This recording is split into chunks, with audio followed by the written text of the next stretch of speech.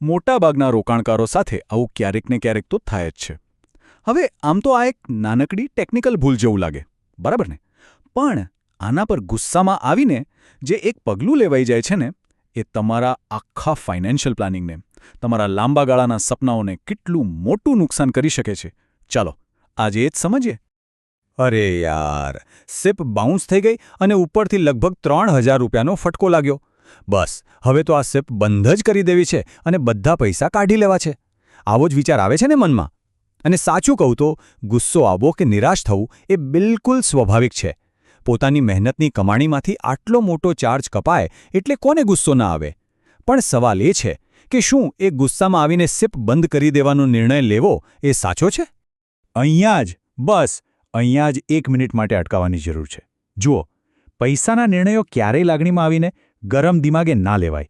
એના માટે ઠંડુ મગજ જોઈએ. કારણ કે ગુસ્સામાં લીધેલું ખાલી એક પગલું તમારી વર્ષોની મહેનત અને જે ભવિષ્ય માટે પ્લાનિંગ કર્યું છે ને, એ બધા પર પાણી ફેરવી શકે છે. ચાલો જોઈએ કે આ ઉતાવળિયો નિર્ણય કેવી રીતે આપણને જ નુકસાન કરાવે છે. 1 મિનિટ ઊભા રહો. શું લાગે છે, ગુસ્સામાં આવીને બહુ મોટો નિર્ણય લેવાઈ રહ્યો છે? ચાલો, કોઈ પણ મોટું પગલું ભરીએ એ પહેલાં એક ઊંડો શ્વાસ લઈએ. એક વાત સમજો, એસઆઈપી બાઉન્સ થવી એક ટેમ્પરરી પ્રોબ્લેમ છે, કામ ચલાવવું મુશ્કેલી છે. પણ એના માટે જે કાયમી સોલ્યુશન આપણે વિચારીએ છીએ ને, એટલે કે વર્ષોથી ચાલતી એસઆઈપી જ બંધ કરી દઈએ, એ તો સીધું આપણા પોતાના જ ભવિષ્ય સાથે સમાધાન કરવા જેવું થયું. હવે આ આખી વાતનો જે નિચોડ છે ને, એ અહીંયા છે. એક બાજુ છે બેંક ચાર્જ, જે એક કામ ચલાઉ નુકસાન છે, અને બીજી બાજુ છે એસઆઈપી બંધ કરી દેવી, જે લાંબા ગાળાનું બહુ મોટું નુકસાન છે. અને હા, એક વાત બરાબર મગજમાં બેસાડી દેજો. આ જે એસઆઈપી બાઉન્સનો ચાર્જ લાગે છે ને, એ કોઈ મ્યુચ્યુઅલ ફંડ કંપની કે તમારું બ્રોકર નથી લેતો. ના, આ ચાર્જ તો તમારી પોતાની બેંક લગાવે છે. અને એ પણ આરબીઆઈના નિયમો પ્રમાણે. કારણ કે તમારા ખાતામાં પૂરતા પૈસા નહોતા, તો આ તો એક વખતનું નુકસાન થયું. પણ એના ડરમાં એસઆઈપી જ બંધ કરી દેવી, એનાથી તો લાખોનું નુકસાન થઈ શકે છે. પણ વાત અહીં પૂરી નથી થતી. કહાનીમાં હજી એક ટ્વિસ્ટ છે. જો તમે ગુસ્સામાં આવીને તરત જ એસઆઈપી બંધ કરવાની રિક્વેસ્ટ નાખી દીધી, તો તમે અજાણતા જ એક એવી જાળમાં ફસાઈ શકો છો જ્યાં તમને ડબલ નુકસાન થાય. હા, ડબલ નુકસાન. આ એક એવી ભૂલ છે જેમાં એક જ પ્રોબ્લેમ માટે બે વાર દંડ ભરવો પડે. કઈ રીતે? ચાલો જોઈએ. ખબર છે, મોટાભાગના લોકોને આ વાતની ખબર જ નથી હોતી. આપણે શું વિચારીએ કે બસ ઓનલાઈન ગયા, સ્ટોપ એસઆઈપી બટન પર ક્લિક કર્યું અને કામ પતી ગયું, એસઆઈપી બંધ. પણ ના, હકીકત એવી નથી. બેન્કિંગ સિસ્ટમમાં આખી પ્રોસેસ પૂરી થતાં વાર લાગે છે. એ તરત નથી થતું. તો કેટલો સમય? લગભગ 15 કાર્યકારી દિવસો. હા, તમે બરાબર સાંભળ્યું. તમારી એસઆઈપી બંધ કરવાની રિક્વેસ્ટ તમારી બેંક સુધી પહોંચે, એ પ્રોસેસ થાય અને તમારા ખાતામાંથી જે ઓટો ડેબિટનો મેન્ડેટ છે એ કેન્સલ થાય, એમાં લગભગ 15 વર્કિંગ ડેઝ એટલે કે શનિ, રવિ અને રજાઓ કાઢીને 15 દિવસ જેટલો સમય લાગી શકે છે. અને આ જ 15 દિવસના ગાળામાં ખરી ગેમ થાય છે. વિચારો, જો તમારી આગામી એસઆઈપીની તારીખ આ 15 દિવસની અંદર જ આવી ગઈ તો સિસ્ટમ તો ઓટોમેટિક છે. બેંક ફરીથી તમારા ખાતામાંથી પૈસા કાપવાની કોશિશ કરશે.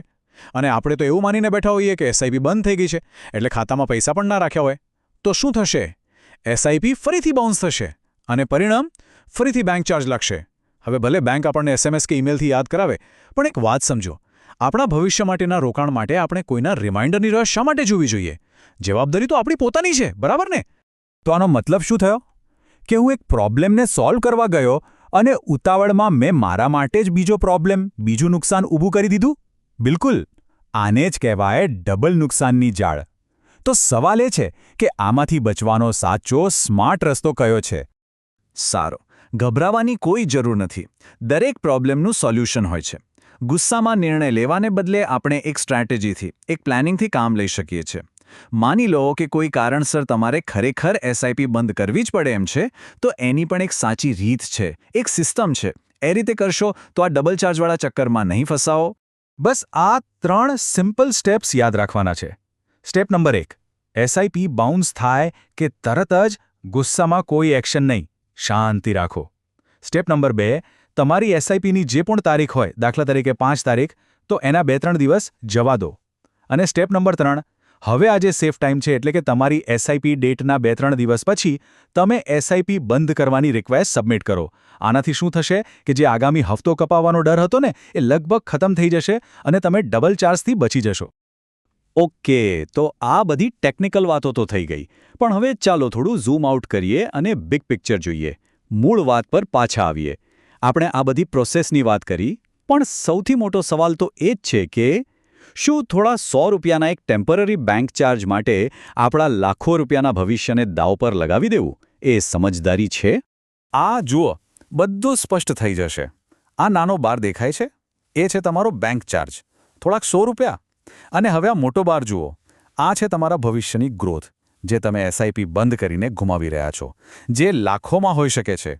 હવે તમે જ કહો, શું આ નાનકડા ચાર્જ અને આટલા મોટા ભવિષ્યની કોઈ સરખામણી છે? ક્યાંયથી પણ નહીં. એટલે આ એક વાત ગાંઠ બાંધી લેજો.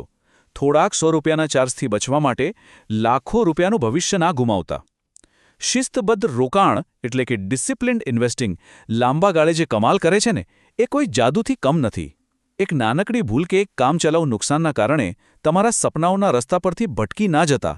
યાદ રાખજો, એસઆઈપી બંધ કરવી અને પૈસા ઉપાડી લેવા એ પહેલાં બેંક ચાર્જ કરતાં અનેક ગણું મોટું નુકસાન છે. તો આ આખી વાતમાંથી શીખવા શું મળ્યું? બસ એટલું જ કે જ્યારે લાગણીઓ હાવી હોય, ગુસ્સો હોય, ડર હોય કે ચિંતા હોય, ત્યારે પૈસાને લગતા મોટા નિર્ણયો ક્યારેય એકલા ના લેવા. એવા નિર્ણયો જેને પછી બદલી શકાતા નથી, એ લેતા પહેલાં કોઈ જાણકારની સલાહ લેવી બહુ જ જરૂરી છે. કારણ કે ઉતાવળમાં લેવાયેલો એક ખોટો નિર્ણય ભવિષ્યમાં બહુ મોટા અફસોસનું કારણ બની શકે છે. છેલ્લે બસ એક સવાલ સાથે આ વાત પૂરી કરીએ. શું એક નાનકડી કામચલાઉ ભૂલને આપણા મોટા ભવિષ્યને રોકવાની પરવાનગી આપી શકાય? શું થોડા 100 રૂપિયાનો ચાર્જ એટલો મોટો છે કે એના માટે આપણા સપનાઓ, આપણા પરિવારની સુરક્ષા અને એક સારી રિટાયરમેન્ટ લાઈફ જેવા મોટા લક્ષ્યોને પડતા મૂકી દેવાય? પોતાના ભવિષ્યના પ્લાનિંગને આવી નાની નાની મુશ્કેલીઓથી બચાવવાની જવાબદારી આખરે તો આપણી પોતાની જ છે. આના પર વિચાર જરૂર કરજો.